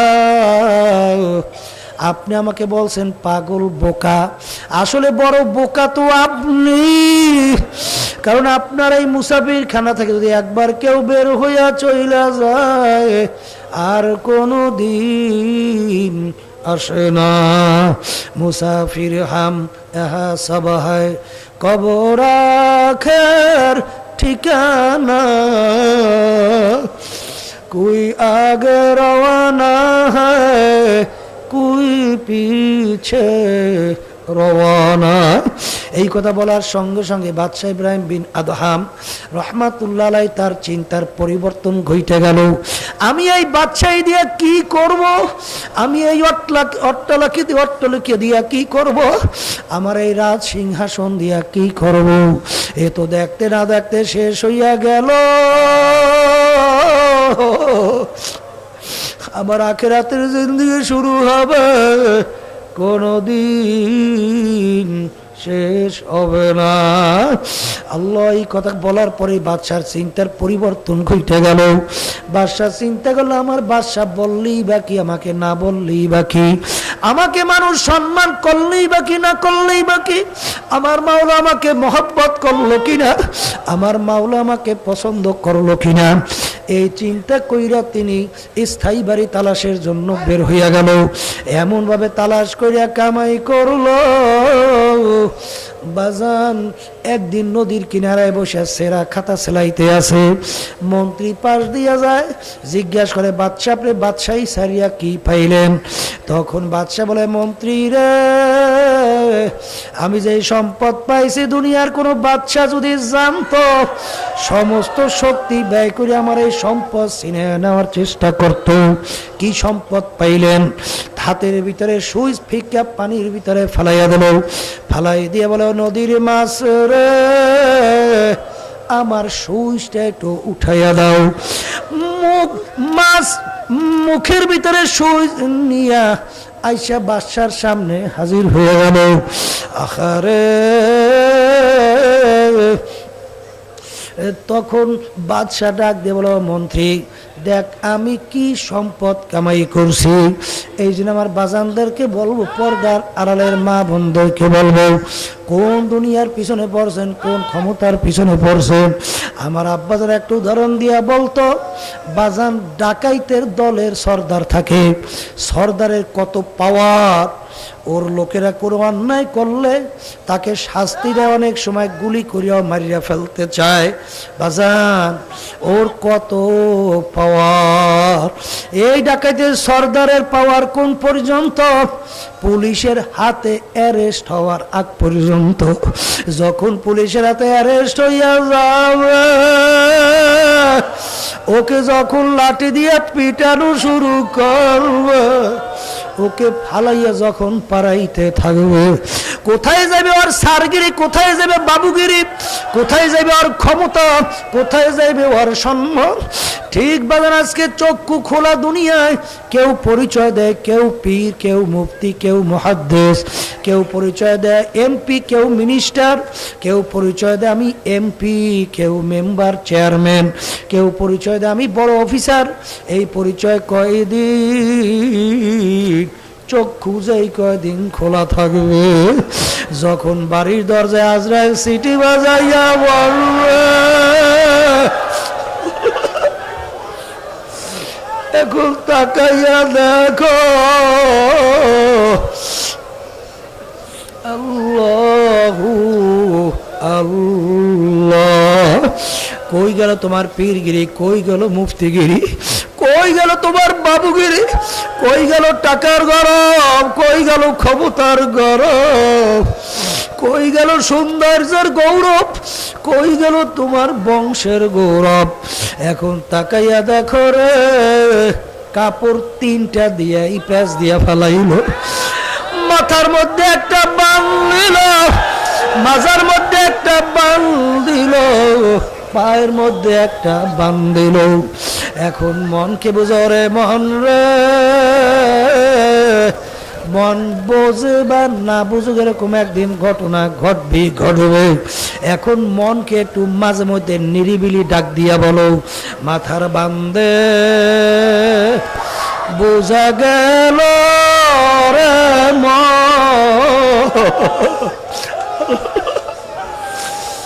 আর কোন দিন মাথা নাড়ার শক্তি নাই। মাজার বান্দে বোঝা গেল রে আর কোনো দিন উঠে বসার শক্তি নাই। পার বান্দে বুঝা গেল রে মন, আর কোনো দিন হেঁটে চলার শক্তি নাই। আমার দাদাজান রহমাতুল্লাহ আলাই নাকি বলতেন, আব্বাজানের মুখে শুনছিলাম, এ দুনিয়াদার পাগলেরা, এখনো ওলামায়ে কেরামরা তোমাদেরকে পায়ে ধরে হাতে ধরে এখনো ফেরো ফেরো। যদি কপাল ভালো থাকে এখনো ফেরো, যদি পরিবর্তন না আসে, যদি না ফেরো। দাদাজান নাকি একটা উদাহরণ দিয়া বলতো, ওরে মাছ যখন নাকি মাছ ধরা তো পুষ্কুনির ভিতরে নদীতে জাল মারে, মাছ একদল দেখবেন ঘাইয়ের মধ্যে উঠা যায়, ফাঁসের ভিতরে ফাঁসাইয়ে উঠা যায়, কিন্তু এক শ্রেণীর বাইং মাছ ও কিন্তু জালে আটকায় না। ও শরীরটাকে মাটির ভিতরে ঢুকাইয়া ওর ঠোঁটটাকে উপরে আস্তে উঠাইয়া জাল যখন টান দেয় উপর থেকে চলে আসে, তখন দাদাজান বলতো, ওরে বাইং মাছ তোর কপাল ভালো, এখনো তুই জালের সঙ্গে আটকাব।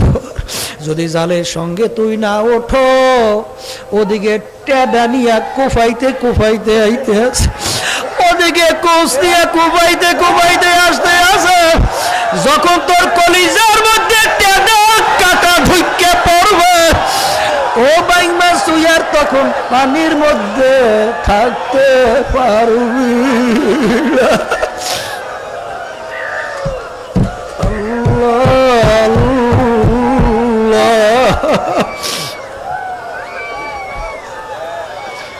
আল্লাহু আল্লাহ।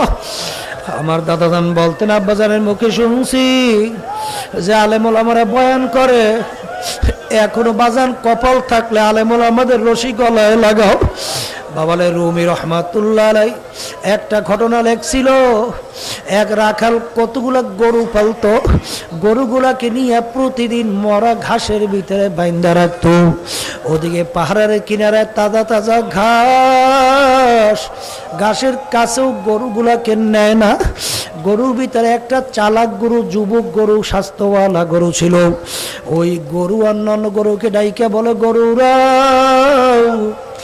রাখাল আমাদেরকে বোকা পাইয়া আমাদেরকে মজার ঘাসের কাছেও নেয় না, আমাদেরকে মরা মরা ঘাস খাওয়ায়। আরে রাখাল যখন আজকে রশি নিয়ে আসবে, আমরা কেউ রাখালের রশি গলায় লাগাবো ও না। রাখাল রশি নিয়ে আসলো, সমস্ত গরু মাথা পাইতে গলায় রশি লাগাইল, কিন্তু ওই যুবক গরু, তাজা গরু, সে রাখালের রশি গলায় লাগায় নাই।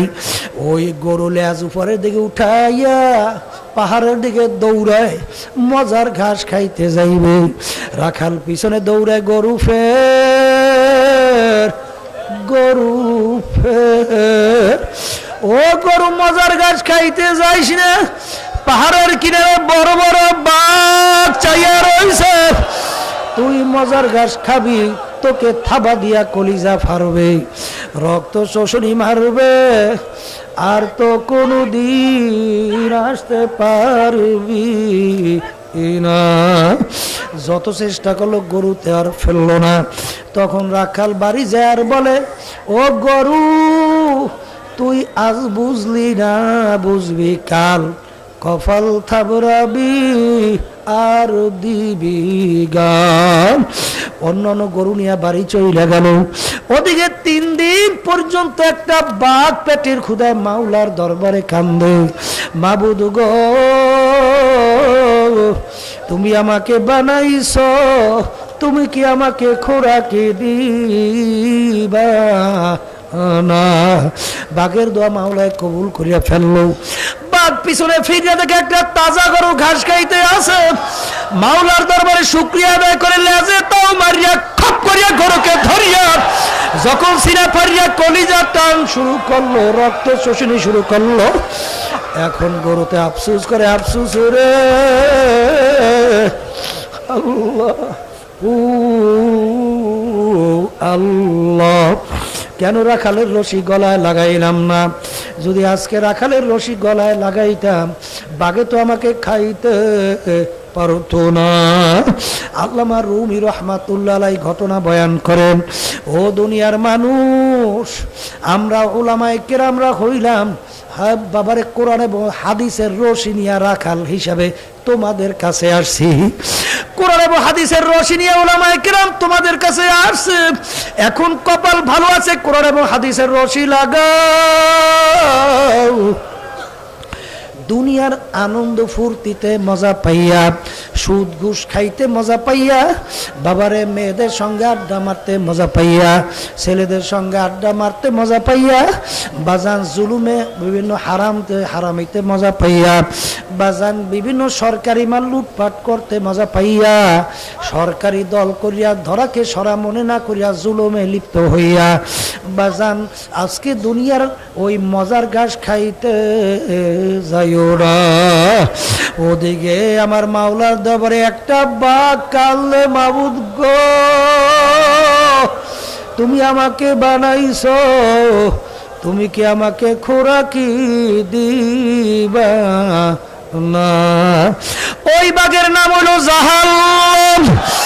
আল্লাহু দুহান্নাস ওয়াল হিজারা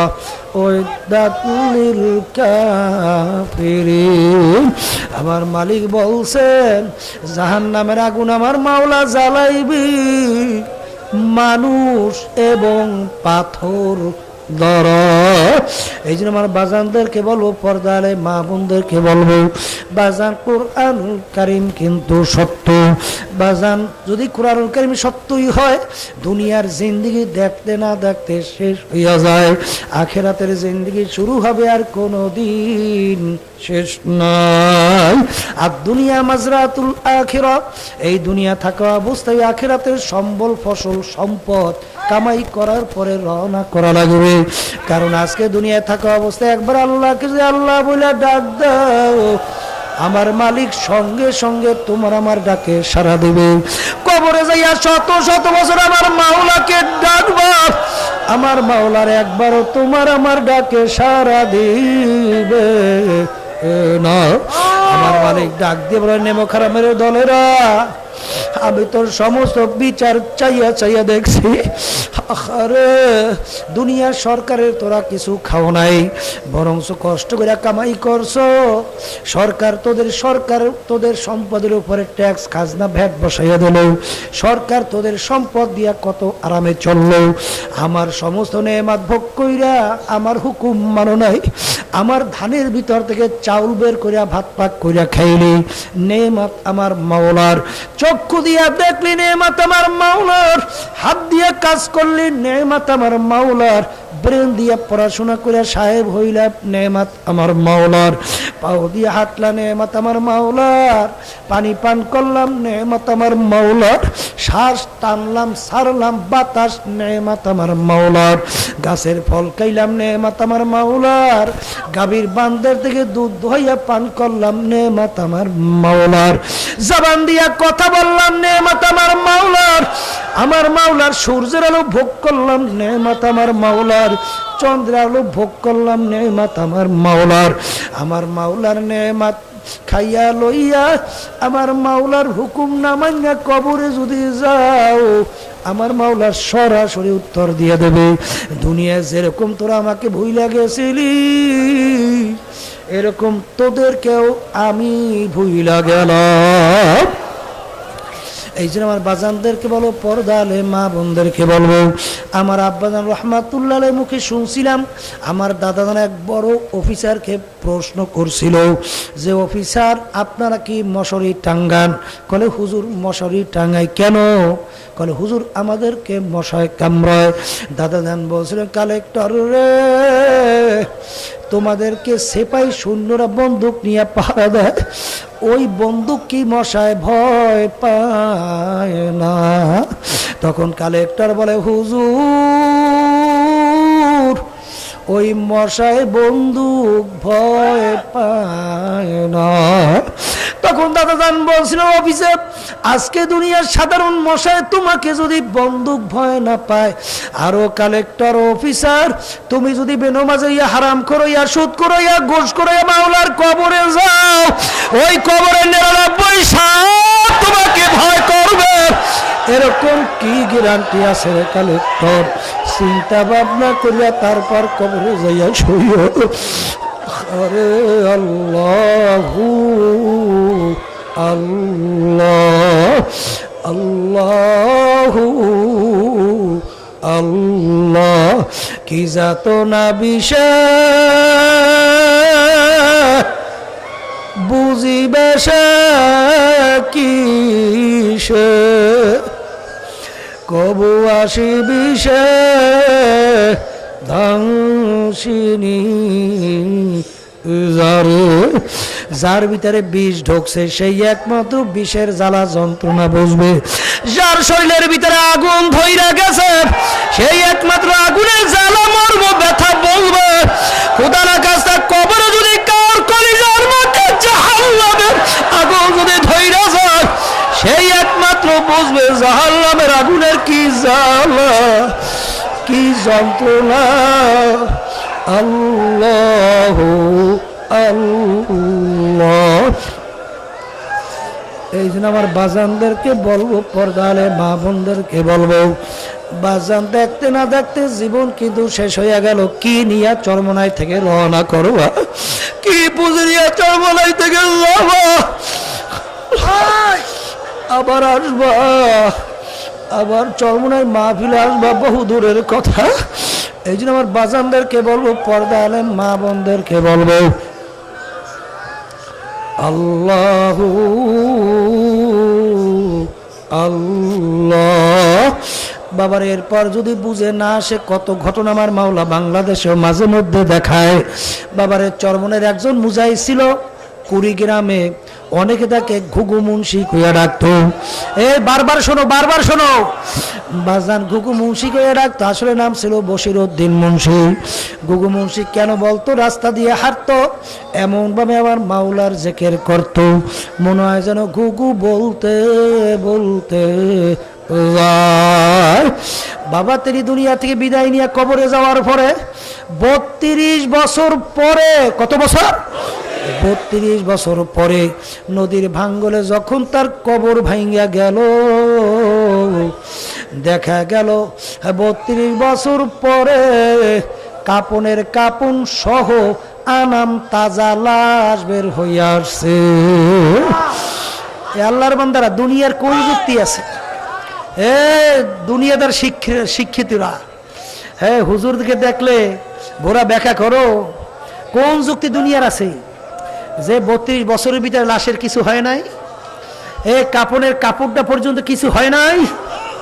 একটা মার্কিন কাপড়ের সঙ্গে লাগিয়ে রয়েছে 32 বছরের মতো, কাপনের কাপন পর্যন্ত কিছু হয় নাই। কোন দুনিয়ার যুক্তি আছে?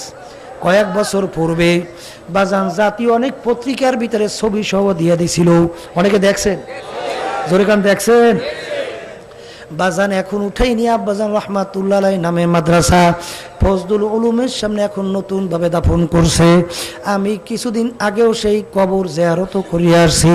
যারা উঠেছে তারা একজন আমাকে বলে, হুজুর আমরা মুখের কাপড় সরাইয়া দেখছি, ওই যে দাড়িতে মেহেন্দি লাগাইছে এখনো লাল চক চক চক চক করতে আছে। বাজান রে, আরে আমি কিছুদিন আগে হজ থেকে আসলাম, মদিনা শরীফ আমাদের এক চরমনায়ের মুজাহিদের সঙ্গে কথা বলতে আছি।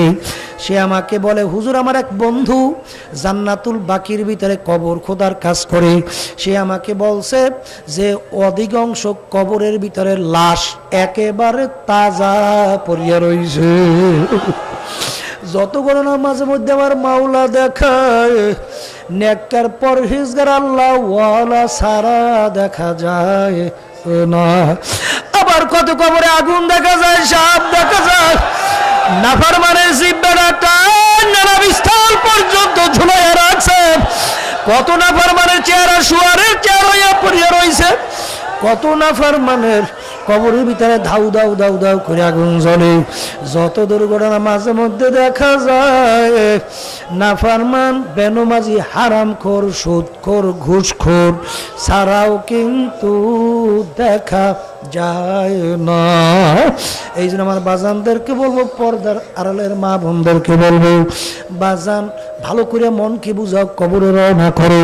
চরমনাইতে আর 3 দিন চইলা যাইতে, আগামী দিন এই মজলিস পাবো না বাজানে। এখনো যারা যেই দলের ভিতরে ছিলা, এখনো সেই দলের সঙ্গী মনে হয় জড়াইয়া মনের দিক থেকে আসো। কিন্তু আমি শুনাইয়া রাখি, মানবা কিনা জানি না, আল্লাহ রাব্বুল আলামিন শুনাইছে, আমিও তোমাদেরকে শুনাই। কিয়ামতের ময়দানে আল্লাহ রাব্বুল আলামিন, আল্লাহু আকবার, কোরআনুল কারীমের ভিতরে জানাইয়া রাখছেন, ইয়াউমা নাদউ কুল্লু উনাসিন বিইমামিহিম। কিয়ামতের ময়দানে আমার মাওলা প্রত্যেকটা মানুষকে তার দলের নেতা নেত্রীর সঙ্গে ডাকবে। ডাইকা বলবে, তোর দলের নেতা নেত্রী যেদিকে যায়, তাদের পিছনে পিছনে তোরা সেই দিকে চইলা যা। এই কথা কি আমি বলছি? কোন পীর, কোন মুক্তিমদ? আল্লাহ বলছেন, শুনাইতে আছি। এখন তুমি নিজেকে নিজে প্রশ্ন করো, তুমি নেতা নেত্রী কাকে মানছো? বাজান, যাকে নেতা নেত্রী মানছো, তুমি নামাজি হইতে পারো, পীর হইতে পারো, কপালে তোমার দাগ পড়তে পারে, 10 বার হজ করতে পারো, তুমি দান সদকা করতে পারো, কিন্তু আজকে দুনিয়ার ভিতরে যদি আল্লাহর নবীকে নেতা মানতে না পারো, আল্লাহর নবীর দলভুক্ত হইয়া চলতে না পারো, তুমি যত কিছু হও না কেন, কিয়ামতের ময়দানে আল্লাহর হাবিবের দলভুক্ত ওঠা যাবে না। আল্লাহর হাবিবের সঙ্গে তোমার হাসরও হবে না। আর আল্লাহর নবীর সঙ্গে যদি হাসর না হয়, তুমি বেহেশতেও যেতে পারবা না। বুখারী শরীফে হাদিস শোনো, শুনাইয়া রাখি বাজান, মান তাশাব্বাহা বিকওমিন ফাহুয়া মিনহু। দুনিয়ার ভিতরে তুমি যেই দলভুক্ত হইয়া চলবা, যেই দলের নেতা নেত্রীকে তুমি নেতা নেত্রী মানবা, আল্লাহর নবী বলতেছেন, কিয়ামতের ময়দানে তুমি ওই দলভুক্ত হইয়া উঠবা। এই মুখস্থ করে বাড়ি ফুজি নিয়ে যাও, যার সঙ্গে যার মোহাব্বত, তার সঙ্গে তার কিয়ামত। বলে, যার সঙ্গে যার মোহাব্বত, তার সঙ্গে তার কিয়ামত। এই জন্য আমার বাজানদেরকে বলবো, পর্দালে মা বোনদেরকে বলবো, বাজান 4 নম্বরে বলছিলাম জিহাদ। মুসলিম শরীফে হাদিসের ভিতরে আল্লাহর নবী বলছেন, মান রাআ মিনকুম মুনকারান ফালিয়ুগাইয়িরহু বিয়াদিহি ফাইল্লাম ইয়াস্তাতি' বিলিসানিহি ফাইল্লাম ইয়াস্তাতি' বিকলবিহি ওয়া যালিকা যাফুল ঈমান। আল্লাহর নবী বলছে, অন্যায়ের বিরুদ্ধে তোমাদের যদি শক্তি থাকে, অন্যায়কে হাত দিয়া ফিরাইয়া দাও। ওই পরিমাণ যদি শক্তি না থাকে, মুখ দিয়া বহিলা ফিরাইয়া দাও। ওই পরিমাণ যদি শক্তি না থাকে, মনে মনে পরিকল্পনা করো কিভাবে অন্যায়কে ফেরানো যায়। শেষের অবস্থানকে আল্লাহর নবী বলছেন, ঈমানের দুর্বল অবস্থা। কিসের অবস্থা? এই বাংলাদেশে 92 জনের মতো শতকরা মুসলমান, এই বাংলাদেশের মধ্যে বাবারে অন্যায়ের বিরুদ্ধে এখন আমাদের কথা বলার শক্তি আছে না? না। যদি থাইকাই থাকে, তুমি পীর হইতে পারো, মুফতি মুহাদ্দিস হইতে পারো, নামাজি হইতে পারো, কপালে দাগ পড়তে পারে, তুমি যদি অন্যায়ের বিরুদ্ধে শক্তি থাকা অবস্থায় কথা না বলো, এই হাদিস অনুযায়ী তোমার ঈমান কিন্তু দুর্বল। জোরে বলেন, কথা ঠিক না রে ঠিক? এ বাংলাদেশের মুসলমান, আল্লাহু আকবার, আল্লাহু আকবার।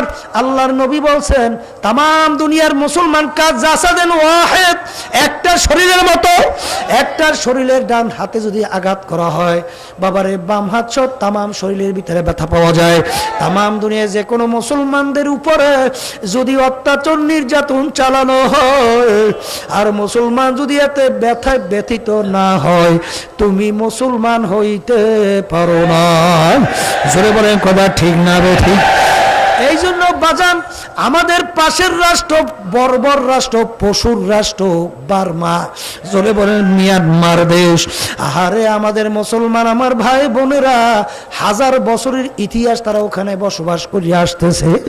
আজকে তাদেরকে মারিয়া আবার ছুরি দিয়া কাইটা, কলিজা কাইটা চিবাইয়া চিবাইয়া খাই মুসলমান দেখে সহ্য করবে, এরা কখনোই হতে পারে না।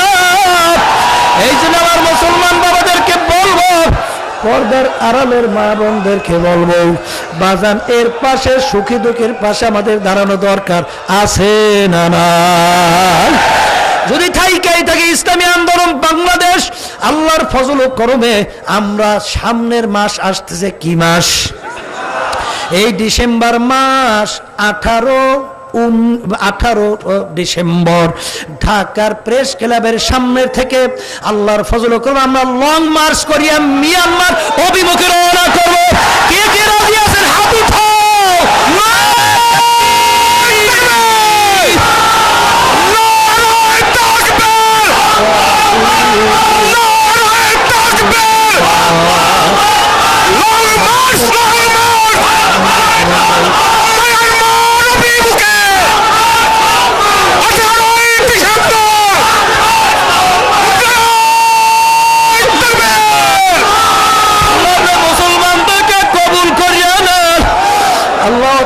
নির্যাতন থেকে মুসলমান বাবাদেরকে বাঁচাও। আল্লাহু আল্লাহ আল্লাহু আল্লাহ। এই জন্য বাজানদেরকে বলো, পর্দালে মা বোনদেরকে বলবো, আল্লাহু আল্লাহ। আমার আব্বাজান রহমাতুল্লাহ আলাই আমাদের এই সামনে ডিসেম্বরের 5 তারিখ আল্লাহর ফজল ও করমে ধাপে ধাপে আমরা জেলা ভিত্তিক প্রোগ্রাম করছি।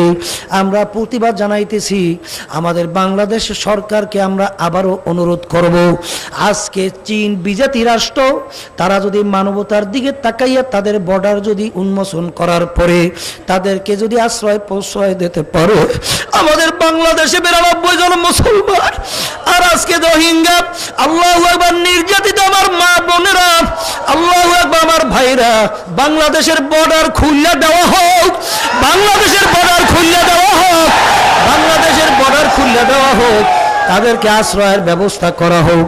বাজান মরার সঙ্গে মানুষ মারে, এখানে কোনো আইন টাইন নাই বাজান। এই জন্য সরকারকে উদাত্ত আহ্বান জানাবো, আপনারা স্বাধীনতা যুদ্ধের কথা কেন ভুলে গেলেন? যখন স্বাধীনতা যুদ্ধ শুরু হয়েছিল আমাদের পাশের রাষ্ট্র ভারত কিন্তু বর্ডার খুলছিল, সেই কথা ভুলে গেছে। আর আজকে মুসলমানরা আজকে এখানে জায়গা লইবে, আমরা বলছিলাম সরকারের সহযোগিতা প্রয়োজন হলে আমরা ইসলামী আন্দোলন বাংলাদেশ তাদের পাশে থাকব, বাংলাদেশ সমস্ত মুসলমান সমস্ত মানবতাবাদী তাদের পাশে থাকবে।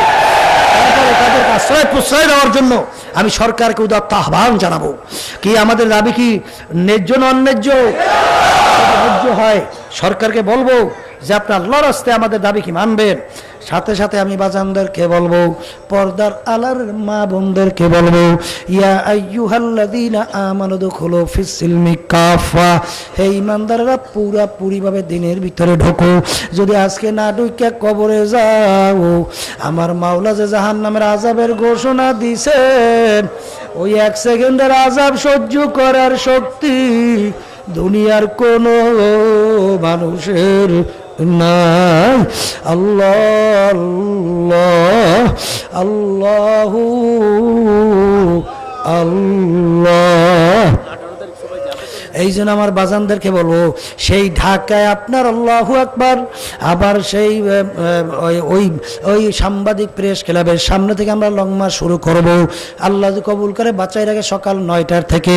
আপনারা যাইতে কে কে রাজি আছেন? আল্লাহ হাত জাগান, সবাই হাত জাগাইছেন? নারায়ে তাকবীর। হাত নামান, হাত নামান।